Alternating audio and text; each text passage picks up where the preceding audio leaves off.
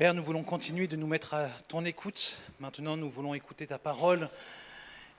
Viens nous parler, viens toucher nos cœurs. Nous en voulons plus de toi et nous savons qu'au travers de la révélation que tu nous as faite dans l'Écriture, dans la Bible, tu nous as confié tout ce que tu jugeais nécessaire pour notre foi, pour notre salut, pour notre croissance spirituelle. Alors, aide-nous à honorer cette parole. Amen. Il y a des personnes parfois que vous rencontrez, et même ça peut arriver que vous ne rencontriez ces personnes qu'une seule fois dans votre vie, mais la manière dont ces personnes se comportent, la manière dont elles parlent de Jésus, la manière dont elles arrivent à analyser leur vie en voyant finalement comment est-ce que Dieu est en train d'utiliser les circonstances, parfois pas faciles d'une vie, pour sa gloire, eh bien ces personnes-là, quand vous les rencontrez, quand vous les croisez, ne serait-ce que pour un instant, elles viennent vous marquer profondément. Il y a quelque chose en vous qui est marqué et vous la voyez, vous l'observez, puis vous vous dites « Waouh, Jésus agit d'une manière forte dans sa vie », alors que vous, en ce moment, vous êtes peut-être dans un moment où vous êtes un peu vacillant. J'ai eu l'occasion de rencontrer ce type de personnes cette semaine et j'ai souvent l'occasion d'en rencontrer aussi dans ce lieu semaine après semaine. Et lorsque je rencontre ce type de personnes, dans ma tête, je me dis, lui ou elle a saisi un moment ou un autre dans sa vie le bon parapluie. Elle ou il a saisi le bon parapluie. Et mon désir, ma volonté, ma prière ici pour nous, c'est qu'à la fin de ce message, nous soyons sûrs d'avoir tous saisi le bon parapluie, celui dont je vais vous parler dans la suite de ce message. Je propose qu'on puisse lire pour cela dans l'évangile de Jean au chapitre 3, à partir du verset 14 jusqu'au verset 17. C'est un des chapitres les plus connus de toute la Bible. Merci. Dans le désert, Moïse a élevé sur un poteau le serpent de bronze. De la même manière, le Fils de l'homme doit lui aussi être élevé pour que tous ceux qui placent leur confiance en lui aient la vie éternelle. Oui, Dieu a tant aimé le monde qu'il a donné son Fils, son unique, pour que tous ceux qui placent leur confiance en lui échappent à la perdition et qu'ils aient la vie éternelle. En effet, Dieu n'a pas envoyé son Fils dans le monde pour condamner le monde, mais pour que celui-ci soit sauvé par lui. Dans le désert, Moïse a élevé sur un poteau le serpent de bronze. Ce passage ici fait suite à une rencontre entre Jésus et un homme qui s'appelle Nicodème. Et Jésus lui explique que s'il veut rentrer dans le royaume de Dieu, il doit d'abord passer par une nouvelle naissance. Il doit renaître. Alors Nicodème finalement ne comprend pas qu'est-ce que ça veut dire. Est-ce qu'il faut qu'il retourne dans le ventre de sa mère finalement pour pouvoir ressortir une nouvelle fois, pour entrer dans le royaume de Dieu? Et ce que nous venons de lire ici dans l'évangile de Jean, c'est une partie de la réponse que Jésus lui a donnée. On nous dit, tout comme Moïse a élevé sur un poteau le serpent de bronze. Mais quelle est donc cette histoire ici dont nous parle Jésus ? Je propose qu'on puisse se la refamiliariser en lisant ensemble un passage dans le livre des Nombres, au chapitre 21, les versets 4 à 9 qui s'affichent ici, je vais les lire avec vous, et c'est le passage qui nous parle de ce serpent de bronze. Les Israélites quittèrent la montagne de Hor par la route de la mer des roseaux pour contourner le pays d'Édom. En cours de route, le peuple se découragea. Ils se mirent à parler contre Dieu et contre Moïse en disant « Pourquoi nous avez-vous fait sortir d'Égypte pour nous faire mourir dans le désert ? Car il n'y a ni pain ni eau et nous sommes dégoûtés de cette nourriture de misère. » Alors l'Éternel envoya contre le peuple des serpents venimeux qui les mordirent et il mourut beaucoup de gens d'Israël. Le peuple vint trouver Moïse en disant « Nous avons péché lorsque nous avons parlé contre l'Éternel et contre toi. Maintenant, veuille implorer l'Éternel pour qu'il nous débarrasse de ces serpents. » Moïse pria donc pour le peuple. L'Éternel lui répondit, « Fais-toi un serpent en métal et fixe-le en haut d'une perche. Celui qui aura été mordu et qui fixera son regard sur ce serpent aura la vie sauve. » Moïse façonna un serpent de bronze et le fixa en haut d'une perche. Dès lors, si quelqu'un était mordu par un serpent et qu'il levait les yeux vers le serpent de bronze, il avait alors la vie sauve. On voit dans ce texte qu'à un moment de leur histoire, le peuple de Dieu s'est détourné de son Créateur, de son Dieu, dans le désert et se mit à parler contre Dieu, presque à insulter Dieu, en l'accusant finalement de vouloir faire mourir le peuple. On voit que s'ensuit alors une punition en raison de ce péché ici. C'était un péché de désobéissance à la loi et à la volonté de Dieu. Ils attribuaient des mauvaises choses, des choses fausses à Dieu. Et la punition, vous l'avez vu, est la suivante. Des serpents venimeux surgissent dans le désert et attaquent le peuple de Dieu. Dans la détresse qu'il vit, le peuple qui est en train de mourir, qui est en train d'être décimé, reconnaît son erreur. Et on voit qu'il va supplier Moïse en disant « Nous avons péché, car nous avons parlé contre l'Éternel et contre toi. Prie l'Éternel afin qu'il éloigne ces serpents de nous. » Ici, cet acte que sont en train de faire les Israélites, c'est ce que l'on appelle la repentance. Le peuple ici reconnaît qu'il a fait erreur. Le peuple reconnaît qu'il a eu tort d'accuser Dieu de tout ce dont il a été l'accusation. Et devant cette repentance, et même devant toute repentance, Dieu n'est jamais insensible. Et alors on voit qu'il fournit une solution au peuple qui est en train de mourir. Moïse, c'est assez particulier, doit forger un serpent de bronze, le placer sur un poteau élevé, celui-ci en hauteur, et de cette manière, toute personne qui regarde ce serpent alors qu'il a été mordu se trouve être guéri. Il retrouve sa vie. C'est en quelque sorte lui qui était condamné à mourir à cause de cette morsure. C'est comme s'il vivait une renaissance. Et Jésus rappelle cet épisode de l'Ancien Testament car il était extrêmement connu par Nicodème qui lui-même était juif. Et ce qui est intéressant, c'est que ce serpent, sur le bâton élevé, est présenté comme un exemple en ce qui concerne le rôle de Jésus. En effet, il est écrit dans ce passage, le Fils de l'homme doit lui aussi, comme le serpent, être élevé pour que tous ceux qui placent leur confiance en lui aient la vie éternelle. Vous avez vu la similitude que l'on retrouve ici. D'un côté, on a des serpents qui viennent mordre les Israélites. On doit faire un serpent de bronze, l'élever, le regarder et être guéri. Qu'est-ce qui se passe avec Jésus ? Nous sommes comme touchés par des serpents, c'est-à-dire par le péché. Le péché nous a contaminés. Et quelle est la conséquence, la suite du péché ? Eh bien, c'est la mort, c'est la séparation éternelle d'avec Dieu, sans aucune possibilité de nous en sortir nous-mêmes. Et qu'est-ce que l'on voit ? On voit que Jésus, lui aussi, a été élevé sur cette croix. Et la parole de Dieu nous dit quoi ?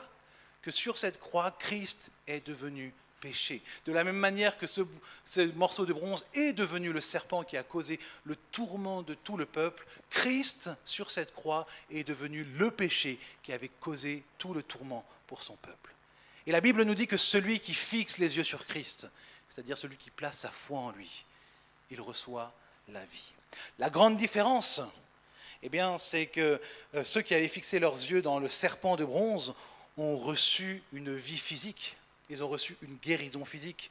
Là où Jésus, lui, ne se limite pas à nous prodiguer une guérison physique ou morale, parce qu'il est question ici de la vie éternelle. Pourquoi est-ce que tout cela a lieu ? Je propose qu'on revienne au tout début de l'histoire. Dieu a créé le monde. Amen. Il y en a encore qui sont sceptiques. Dieu a créé le monde dans sa perfection. Et j'ai envie d'imaginer ce monde créé par Dieu comme un monde avec un ciel bleu. Vous savez, ce genre de ciel magnifique qu'on n'a pas eu aujourd'hui, qu'on n'a pas eu hier, mais il y a quelques jours on l'a eu, où il n'y a aucun nuage à l'horizon, il y a juste la chaleur du soleil qui vient se refléter sur notre visage et ça fait du bien. C'est juste agréable de pouvoir marcher sous le soleil. Mais un jour, ce ciel s'est obscurci et il s'est plongé dans un orage qui ne s'est jamais arrêté. Et je pense que vous le comprenez ici, quand je parle du monde qui n'est plus sous le soleil, qui est sous ces nuages, qui est sous cette pluie, sous cet orage, c'est la question du péché qui est rentré dans le monde. Et le problème, eh bien, c'est que nous sommes tous dans ce monde sous cet orage, donc nous sommes tous trempés jusqu'au fond de nos os par cette tempête, par le péché, notre désobéissance à notre Dieu. Et si nous devions résumer la Bible en 2 informations, en 2 messages ce matin, nous le ferions de la manière suivante. Il y a une mauvaise nouvelle et il y a une bonne nouvelle. La mauvaise nouvelle, c'est que depuis l'apparition du péché dans le monde, tous les hommes sont concernés, nous sommes tous dans cette tempête et nous ne sommes pas que impactés par la pluie, mais c'est comme si même la pluie débordait de nous. Dans le sens, nous aussi, nous alimentons ce monde avec nos propres péchés. Ce n'est pas juste les autres qui pêchent, nous aussi, nous en faisons partie. Elle déborde de l'intérieur de nous. Le péché, nous y contribuons tous. Et comme je vous le disais, Dieu est très clair sur cette question, il ne peut pas tolérer le péché. Et la conséquence du péché, c'est la séparation éternelle avec lui, ce que l'on appelle aussi la mort éternelle. Ça, c'est la mauvaise nouvelle. Mais il y a aussi une bonne nouvelle. Et d'ailleurs, la bonne nouvelle est bien supérieure à la mauvaise nouvelle. Cette tempête, elle est passagère, mes frères et sœurs. Et Dieu fournit un moyen pour pouvoir tenir au travers de cette tempête. Tout comme le peuple de Dieu dans le désert a levé les yeux vers le serpent de bronze, à chacun d'entre nous ce matin est encore offert cette possibilité de lever les regards vers Jésus et d'être sauvé, d'être libéré, d'être pardonné. Tout comme le serpent de bronze a été élevé sur un morceau de croix, le Christ est mort, élevé sur une croix à la vue de tous. Et cette mort sur la croix est le seul moyen, nous dit la Bible, que nous avons pour être sauvés. C'est la seule solution qui nous a été donnée au problème de notre péché. En fait, la réalité, c'est que nous sommes, tant que nous n'avons pas la foi en Christ, sous le coup d'une condamnation.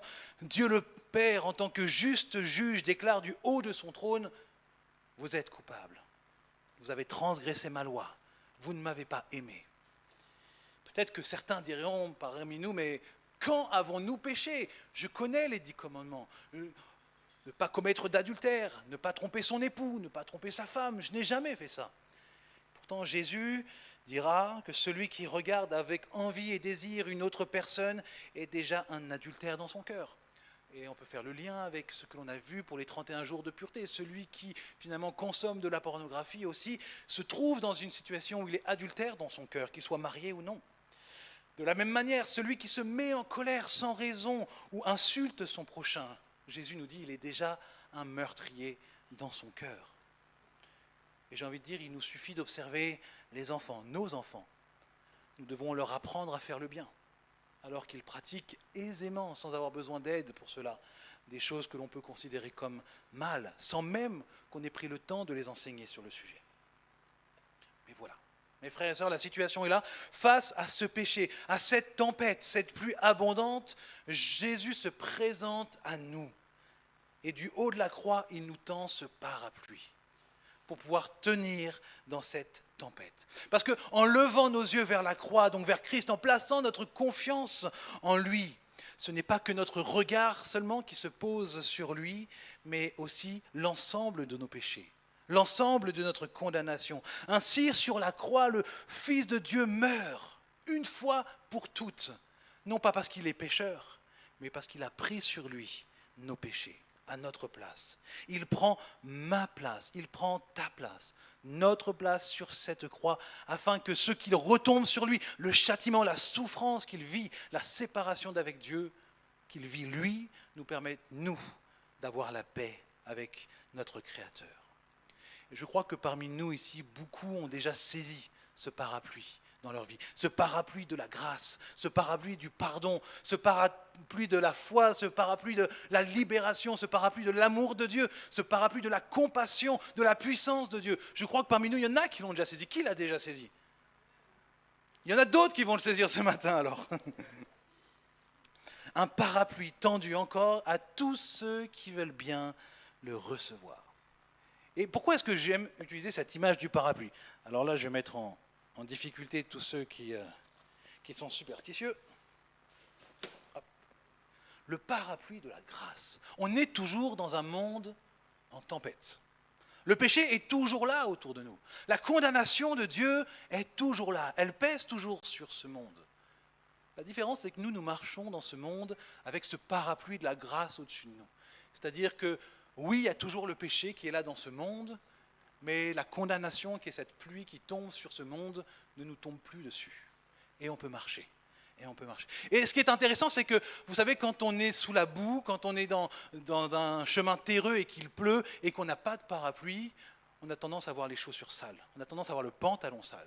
Et le problème, c'est que parfois des personnes veulent s'approcher de Dieu en se disant, avant de rencontrer Dieu, il faut d'abord que je nettoie mes chaussures. C'est-à-dire, il faut d'abord que je mette ma vie en règle avant de le rencontrer. Mais le problème, c'est que si tu n'as pas saisi ce parapluie, la pluie ne va pas cesser de tomber sur toi et tes chaussures vont encore se salir. Ton manteau va encore se salir. Tout dans ta vie va encore se salir. Alors la première chose que tu as à faire aujourd'hui, si ce n'est pas encore fait, c'est de te mettre à l'abri de ce parapluie de la grâce, de manière à ce que tu puisses marcher. Et maintenant que tu marches au sec, faire ce travail de sanctification dans ta vie, en abandonnant tous tes péchés au fur et à mesure, avec l'aide, la puissance du Saint-Esprit et des frères et sœurs qui veulent te soutenir aussi dans ce travail.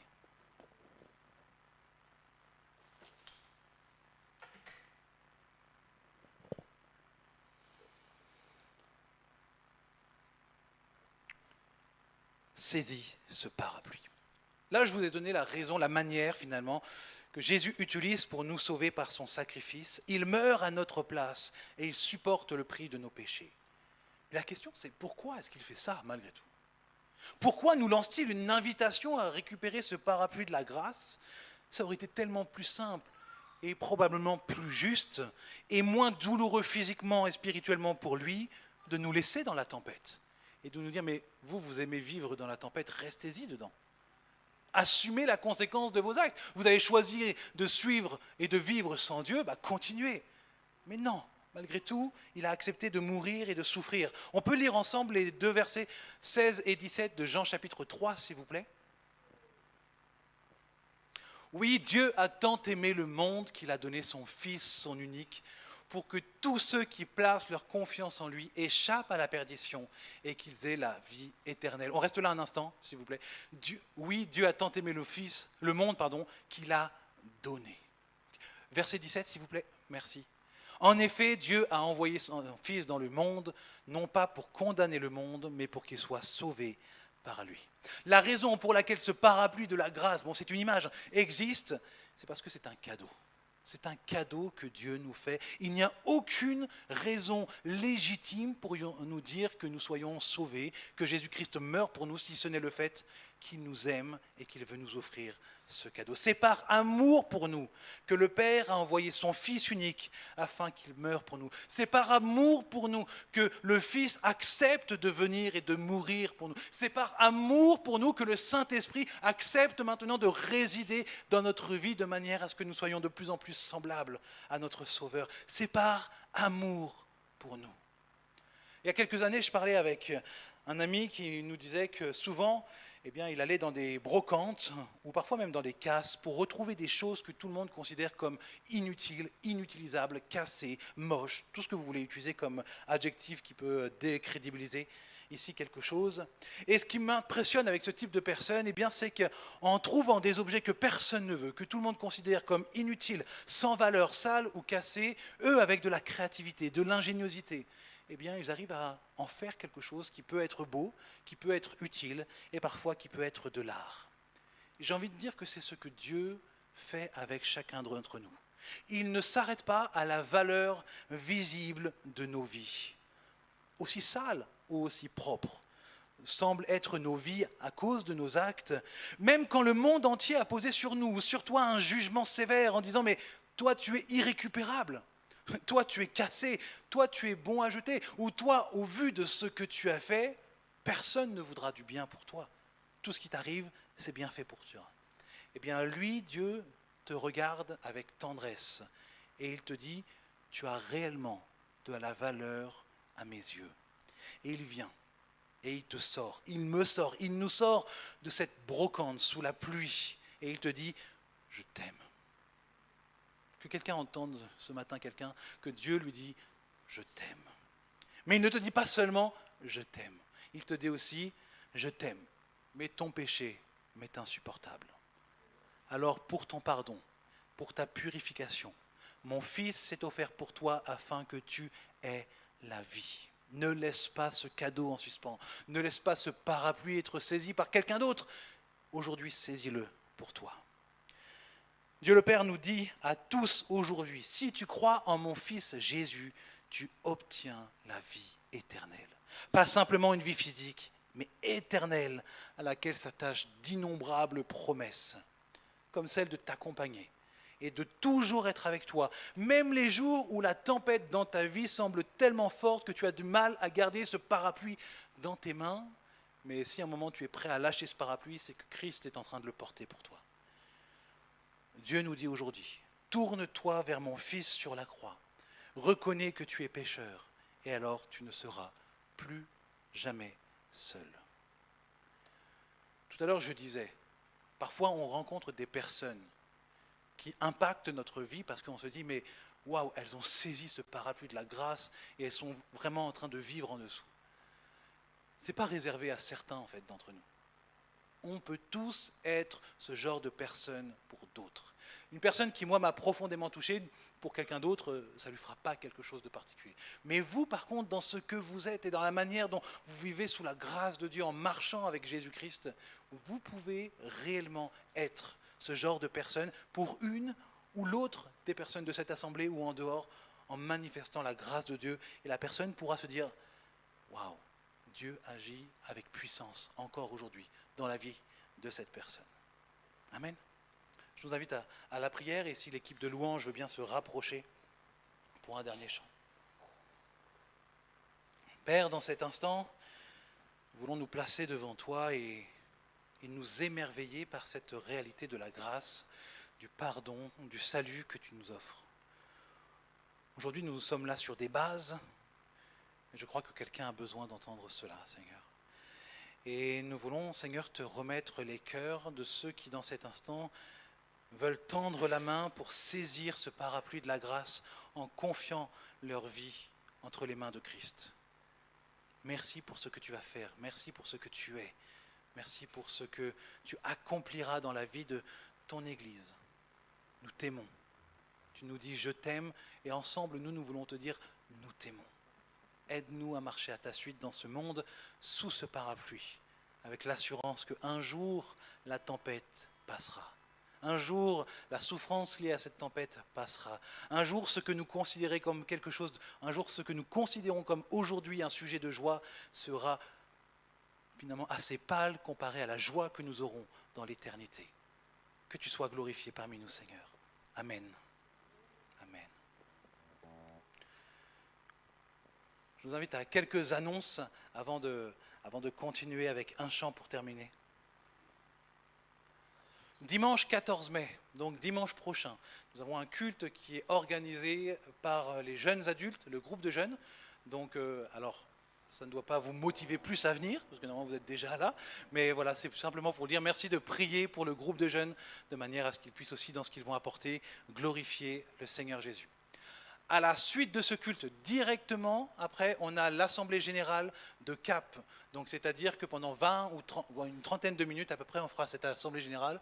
Ça sera très rapide, directement après le culte. Donc, normalement, vous avez reçu les convocations cette semaine. Le dimanche 25 juin, vous pouvez commencer à le noter, nous avons la fête des reconnaissants. Ce moment particulier dans l'année où on veut marquer notre joie d'appartenir à Dieu avec des sujets de joie, d'acclamation, de reconnaissance. On vous en dira un tout petit peu plus après. Le week-end d'église, comme tous les ans, le dernier week-end de septembre, 30 septembre au 1er octobre. Et je vous l'avais déjà partagé la semaine dernière, mais nous ne ferons pas cette année de réduction de 50% parce que l'église n'a pas les moyens, finalement, on ne peut plus le faire. Donc pour ceux qui auraient des difficultés financières pour pouvoir venir, on vous propose, avec l'aide d'Isabelle Laurent, donc la trésorière de l'église, eh bien, de pouvoir cotiser sur les différents mois qui restent pour que finalement l'addition soit pour vous un peu moins difficile à engager. Et enfin, en termes d'annonce, aujourd'hui, à la fin de ce culte, il y a quelques gâteaux qui ont été préparés et donc sur l'extérieur, ils seront mis en vente. Ils ont pour but de soutenir, nous sommes 6 de l'église à partir à Grenoble à la fin du mois de mai, dans le but de pouvoir aider la Fédération Baptiste pour pouvoir faire le congrès.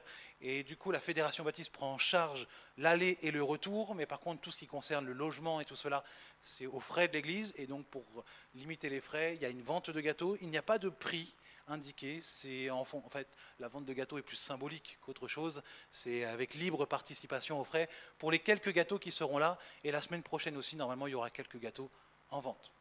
Est-ce qu'on peut passer au sujet de prière? Merci. Un premier sujet de prière, et là je me fais le porte-parole de notre sœur Tatiana. Voilà. Elle voulait remercier encore l'Église, remercier Dieu pour sa présence et parce qu'elle a vu Dieu agir dans les mois qui ont précédé, et notamment au travers des frères et des sœurs qui se sont mobilisés autour de elle et de sa famille. Donc, sois bénie Tatiana, et on va partager ce sujet de joie avec toi.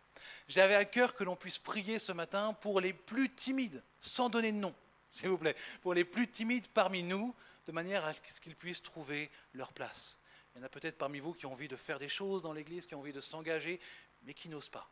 Donc là, on va prier simplement pour que justement vous puissiez oser venir voir et dire « Ouais, moi j'aimerais bien faire ça, qu'est-ce qu'on peut faire ?» Et comme ça, on sera vraiment très heureux de pouvoir vous accompagner et vous aider pour trouver votre place aussi dans votre engagement pour le Seigneur. Est-ce qu'on peut se lever ensemble pour prier ? Fabienne, est-ce que je pourrais te demander de remercier Dieu pour Tatiana par rapport à ce qu'elle nous a dit, et je prierai par rapport aux plus timides.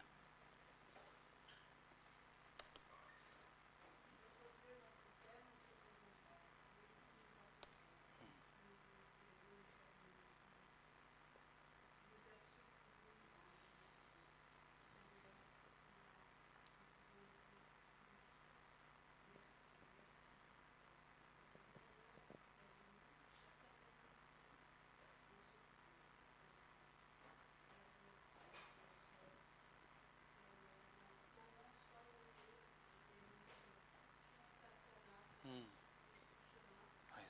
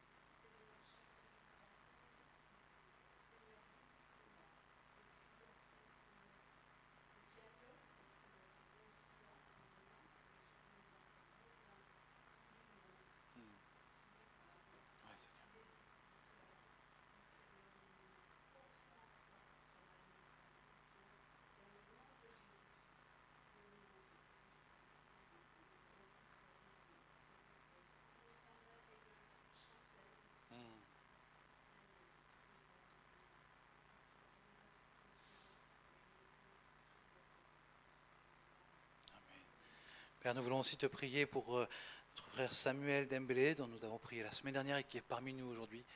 Bénis-le dans sa santé, accompagne-le, fortifie-le, Seigneur, lui ainsi que son épouse. Je te prie, Seigneur, que face à son parcours de soins que tu connais, eh bien, tu l'accompagnes de manière à lui donner de l'espérance, de la force, le renouveler et de lui permettre d'être un témoin fidèle de ta grâce dans ces circonstances. Nous voulons te prier aussi, Seigneur, pour notre Église. Cette Église locale n'est pas l'Église de son pasteur, ni de son conseil, ni des responsables de l'Église, mais Seigneur, de tous ceux qui t'appartiennent et de tous ceux qui confessent ton nom et qui veulent te servir ici, Seigneur. Et on te prie, alors que nous pouvons facilement voir ceux qui sont un peu plus extravertis, que tu nous permettes aussi, et que tu permettes aux personnes peut-être plus introverties de pouvoir simplement oser, Seigneur, et exprimer ce qu'ils aimeraient accomplir en ton nom. Nous croyons que tu veux faire beaucoup de belles choses ici encore. Alors nous te prions que tu nous aides à tous nous accompagner dans ce chemin, de manière à ce que le nom de Christ soit de plus en plus glorifié et que chacun puisse faire la part que tu lui confies et que cela soit vraiment pour ta gloire. Amen. Amen. Je vous propose un dernier chant. Il y a juste une annonce qui va être faite juste avant. Bonjour à tous. Je ne suis pas timide, mais c'est toujours assez évident de parler devant tout le monde. Alors, je fais partie d'une association des policiers et gendarmes chrétiens. Et il y aura un concert. Donc, on va se regrouper, nous, le week-end du 9 septembre, du côté du Chambon-sur-Lignon. Et il y a un petit concert. Enfin, bon, c'est un collègue qui organise une soirée musicale. Donc, vous êtes les bienvenus. Donc, il y a une affiche qui est positionné sur le tableau des annonces. Donc pour ceux qui veulent venir écouter, ils sont les bienvenus. Merci. Merci beaucoup. On prend un dernier chant ensemble. Pour ceux qui ont préparé leurs offrandes, eh bien, vous pourrez les amener à ce moment-là. Les cieux proclament.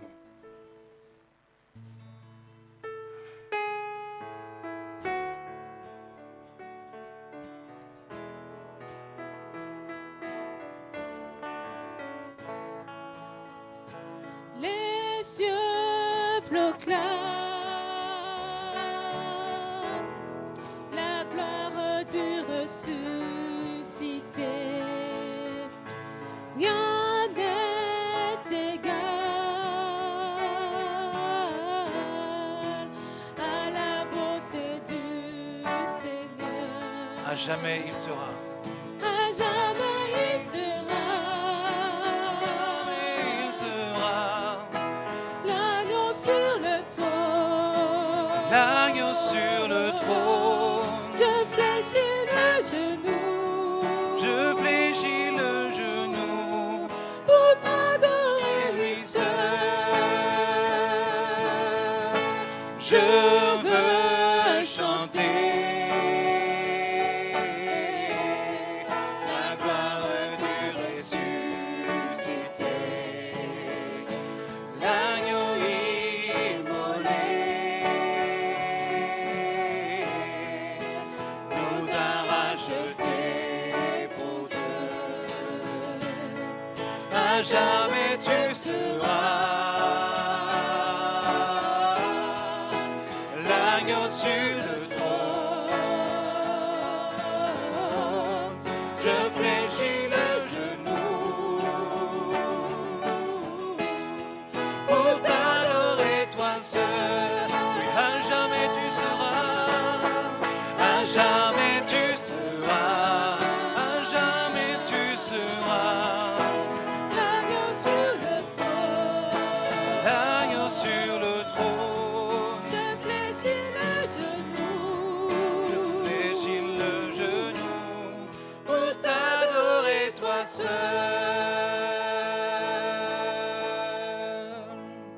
Alléluia, soyez bénis, bonne semaine à tous, que Christ soit glorifié dans